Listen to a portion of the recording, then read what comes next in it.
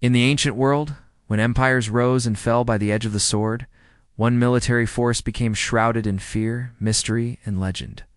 A force so disciplined and relentless that enemies believed it could never die, an elite army that marched. At the heart of the greatest empire the world had yet seen, the Persian Immortals. More than 2,500 years ago, under the banner of the Achaemenid Persian Empire, this legendary unit of 10,000 soldiers stood as the living symbol of imperial power, serving kings whose dominion stretched from the Indus Valley to the shores of the Aegean Sea. To the Greeks, they were not merely soldiers, but a terrifying idea. Warriors who seemed immune to loss, whose numbers never dwindled, no matter how fierce the battle, earning them the immortal name that would echo through history. The Immortals were not mythical beings blessed by the gods, yet their system of warfare created the illusion of eternity itself. For whenever a man fell in battle, succumbed to illness, or grew too weak to fight, he was immediately replaced, ensuring that the unit always remained at its full strength of 10,000 men, perfect and unbroken formation that projected invincibility.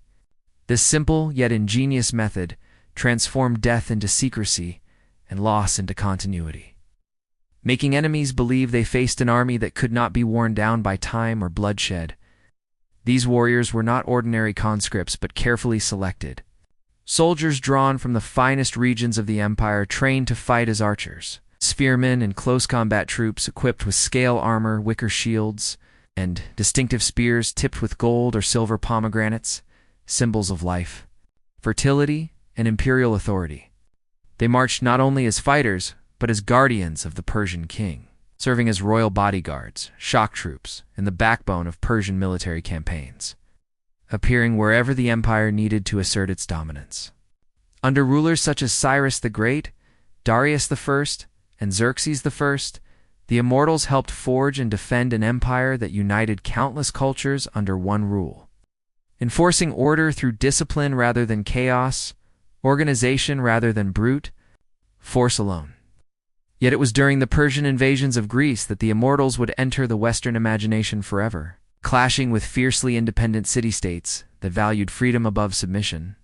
At the narrow mountain pass of Thermopylae in 480 BCE, the Immortals were unleashed against a small Greek force led by King Leonidas of Sparta, a battle that would later be romanticized as a clash between tyranny and liberty, East and West, empire and resistance. While Greek sources portrayed the Immortals as exotic and overwhelming, the reality was more complex, for these Persian warriors faced terrain, tactics, and morale unlike anything they had encountered before.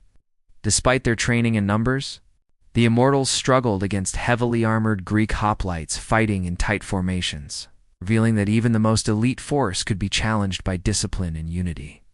Yet their role in the battle was decisive, for once a hidden mountain path was revealed, it was the Immortals who led the flanking maneuver that sealed the fate of the Spartan defenders, proving that strategy and persistence could overcome even legendary resistance. The story of the Immortals, however, does not end at Thermopylae, for they continued to fight across the ancient world.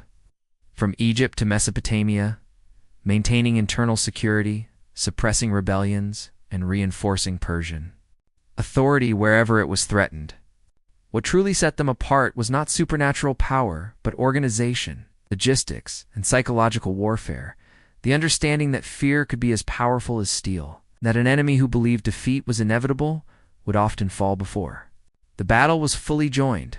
Greek historians such as Herodotus, both fascinated and threatened by Persian power, helped shape the legend of the Immortals, blending observation with exaggeration, admiration with propaganda, ensuring that their reputation would survive long after the empire itself faded into history.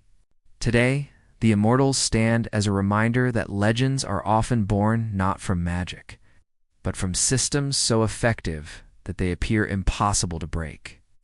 From soldiers whose unity made them seem eternal, and from an empire that understood that, to rule the world, one must first conquer the minds of those who stand in opposition. This is not merely the story of 10,000 warriors, but the story of how discipline became myth, or how organization became legend, and how the illusion of Immortality turned men of flesh and blood into one of the most feared fighting forces the ancient world would ever know.